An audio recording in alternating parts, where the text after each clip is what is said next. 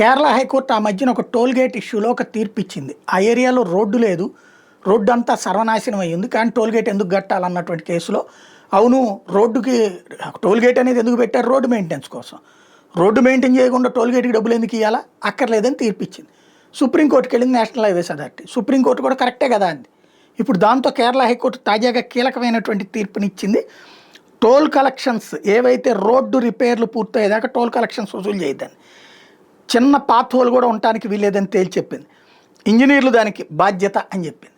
చాలా కీలకమైనటువంటి వాస్తవంగా ఫస్ట్లో టోల్ గేట్లు పెట్టిందంటే రోడ్డు వేయడానికి అయ్యేటటువంటి ఖర్చుల కోసం. కానీ ఆ తర్వాత ఇప్పుడు నడుస్తున్నటువంటి టోల్ గేట్లు ఏంటి, ఆ రోడ్ల మెయింటెనెన్స్ కోసం.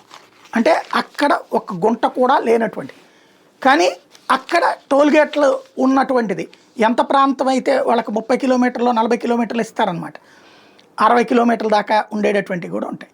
అంత డబ్బులు తీసుకున్నప్పుడు ఆ రోడ్డు మెయింటెనెన్స్ వాళ్ళు చేయాలి. చేయలేకపోతే డబ్బులు ఎందుకు కట్టాలని కేరళ హైకోర్టు తీర్పు.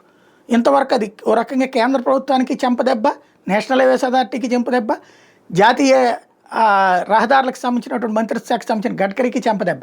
ఎందుకంటే హైవేలే పాడైపోతే జనాల దగ్గర నుంచి డబ్బులు ఎందుకు వసూలు చేయాలి? అప్పుడు హైవేలు బాగు చేయాల్సినటువంటి బాధ్యత, సక్రమంగా ఉంచాల్సిన బాధ్యత కేంద్ర ప్రభుత్వాన్ని.